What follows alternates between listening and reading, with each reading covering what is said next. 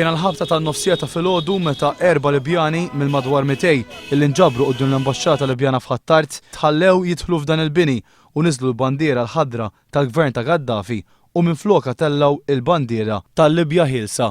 Mument illi kien il-milja tal-ħidma tal-Libjani kontra Gaddafi f'Malta u li wassal għal ferħ kbir fost dawk preżenti. Wara huma ħarġu mill-ambaxxata b'żewġ tinkwatri ta' Gaddafi u kisruhom b'turija ta' disprezz lejn dak li kellhom jgħaddu minnu matul is-snin tad-dittatorjat. Jaqbdu n-nies u joħduhom jenna jaħabsuhom x'imkien ħadd ma jaffajn missar minnhom, ma sax titkellem. Jkunu nies bajżani bejnietkom u jsaqsuk ħalli joħodulek minn moħħok wara ftit jiġi jaħabtulek id-dar u jarrestak. I used to see in their faces, my aunties, my uncles, neighbors, my people. I used to see my people, the way how they talk, the way how, look at them, even these boys. You can see the children because they understand. Children, they know, imagine me, you know.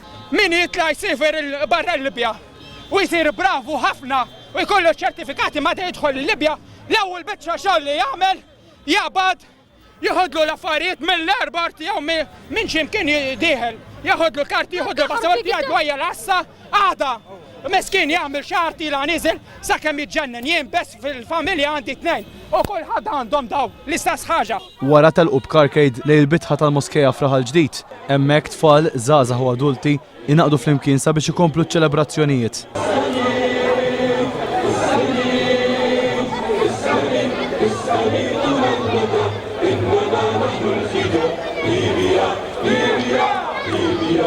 Wara 6 xhur sħaħ ta' ġlied imdemmi sabiex il-Libja tinħeles, illum waslet l-aħbar li l-komunità Libjana f'Malta kienet ilha tant tistenna u kif tistgħu taraw warajna mill-pjazza tal-Moskeja f'Raħal Ġdid dawruha fil-Pjazza l-Ħadra nistgħu ngħidu oħra. Twilidna minn ġdid aħna sal-lum il-poplu Libjan kollu qisu twilid minn ġdid. Ġifieri farħa laqqas tista' ġifieri timmaġina ġifieri. U kif għexuhom dawn is-6 xhur ta' konflitt? L-ar 6 xhur li għad kien hawn fil-popli Libjan ġifieri. Dejjem meta tisma' l-aħbarijiet tara n-nies imutu. Taħseb li se jġri ħaġa lill-familja tiegħek u laqqas tista' tolqod sew ġifieri. Dan kien l-appell lill-poplu Malti. U bnejna Libja ġdida, ġa Malta u ġa Libja u l-Maltin aħna nħobbuhom u jħobbuna. One News kellem ukoll mal-Imam El Sadi li kien qiegħed josserva ċ-ċelebrazzjonijiet tal-komunità Libjana f'Malta. Il-reliġjon trid il-nies jgħixu bil-libertà u d-dignità.